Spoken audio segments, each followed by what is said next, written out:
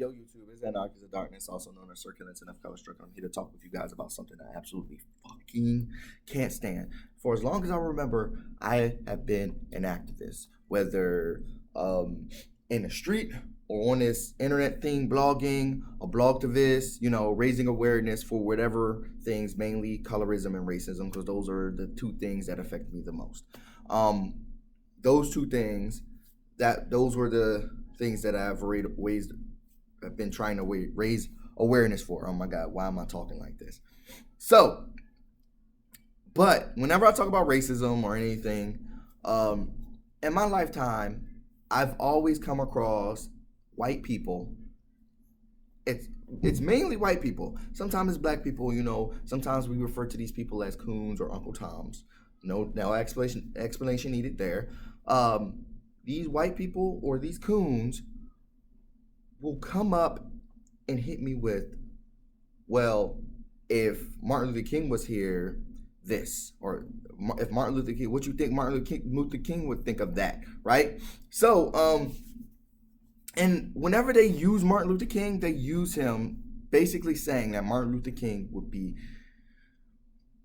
upset with the black community, right? Because they've used Martin Luther King with hip hop. They use him against hip hop, Black Lives Matter, any culture or any problem dealing with black people and black and white racism, right? That the main racism, right? They always use Martin Luther King. One thing I want to say is, do not talk to me about Martin Luther King if you never read his speeches. Do not talk to me, okay? Because when the Baltimore riots happened, they was all on the news. What would you think Martin Luther King would think about that? Do you realize after Martin Luther King got fucking murdered by you white racist pieces of shit, also the U.S. fucking government, by white racist pieces of shit, that there was a riot in D.C., pretty much burned down half of fucking D.C. But also the quote that Martin Luther King said? Okay, where is it at? Matter of fact, a riot is the voice of the voiceless. I think, is a riot is the voice of the voiceless, if I'm not mistaken. Martin Luther King said that.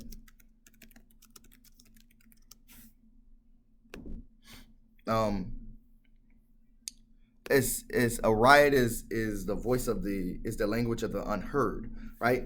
So that's what Martin Luther King said, right? It's not a riot. It's not like I'm not going to talk about the riots. Okay, stopping rant. Don't talk to me about Martin Luther King unless you've read his speeches, okay?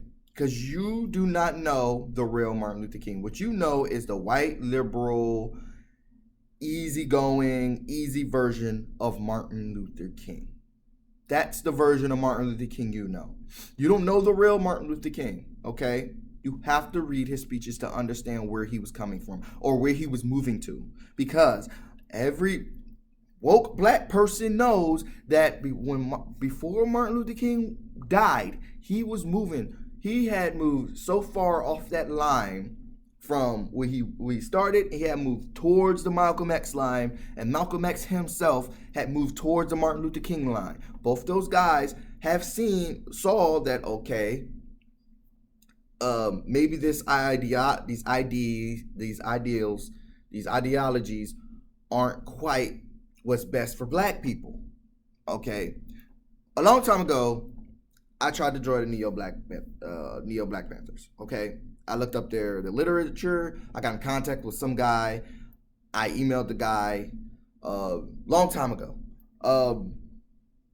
And I read through and I was like, no. And then I tried to become a black nationalist. And then I read some of that stuff. And some of the stuff is so diluted because different black nationalists believe different things. Then I tried to become a Pan-Africanist. And I was like, okay, that's a little bit fucked up. It's not very woman friendly. And then I was like, you know what? I'm going to go ahead and not classify myself as anything. I'm going to take little bits of pieces of every one of these ideologies and mix them together, and that's what you're going to get. Anarchies of Darkness, also known as Sir Killington of Colorstruck, the big bad booty motherfucking daddy. Okay, that's what you get when you get me. Is a bunch of things, because I feel as though that if you take some things from black and brown feminism, you take some things from black and some black nationalism, and some things from Pan-Africanism, and some things from even Christianity, black Christians, because we believe some stuff that actually came from Africa. A lot of black Christians don't know that. It's just a lot of things that I feel like you can take and you put it together and you can create like a bastard child and some hybrid of some black ideology and use it, okay? And live by it. And that's what I try my hardest to live by, right? That's the best I can do, right? I just know that living too far on the right and living too far on the left is terrible. I'm an independent purposely because of that, because I'm conservative on some stuff and I'm liberal on some stuff, right? Originally, I was really fucking conservative on marijuana use until I realized that people been lying to us all along about marijuana, and it really was just being used to lock up black folk. Now I'm liberal on fucking marijuana, right? It's the same. There's a lot of things like abortion and stuff like that. Okay, I think it's murder. I think it's fucked up, but guess what? I'm a male. It's not my body. It is not my choice. I don't care if it's not my choice, okay? I'm not the one that has to have the baby. I'm not the one that will fucking die or bleed out giving birth to this child, okay? And black women apparently are has the highest rate of doing that in this country, which is weird because we're in a country where we're considered the most medically whatever, right? Anyway, okay, see, I fucked up and ended up started talking about Martin Luther King, and I'm over here. The whole point of the matter is, white people, do not talk to me about Martin Luther King if, one, you have not read his speeches, okay? If you not read his speeches, particularly his last couple of speeches, okay? Do not talk to me about that, okay? Don't talk to me about Dr. King, because most of you motherfuckers don't really know the real Dr. King. You just know a shadow of a man. You don't know, what the liberal white media wants you to know about Martin Luther King. You don't know the black version of Martin Luther King. You don't know the raw version of Martin Luther King. Same thing with Malcolm X. You don't know the raw version of Malcolm X. Or, in fact, most white people don't even really know shit about the Black Panthers or Huey P. Newton. They think they'll try to equate the Ku Klux Klan and the Black Panther Party. Like, when did the Black Panther Party go around lynching white people? The Black Panther Party did everything within law, until they were infiltrated, which we have the documents for. They were infiltrated and purposely made to be this group. I'm not even gonna I was about to lose my fucking mind. Okay, woosah. Anyway, don't talk about shit you don't know nothing about. It's that simple. Shut your mouth. Shut your whore mouth, okay? Before I slap you in it. It's tiring having to hear white people say, Martin Luther King, well, we would know what he thinks. And I'm almost positive if a riot broke out, he would be one of the first people on the news, if he was alive, on the news, defending it.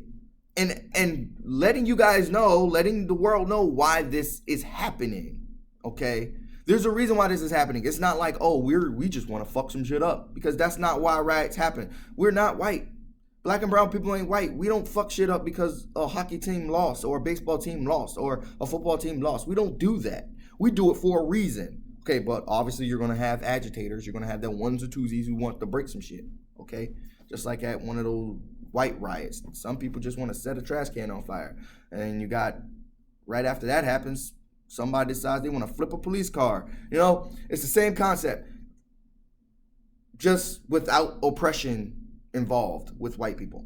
Anyway, for them, it's just being frustrated because they can't celebrate because their team won.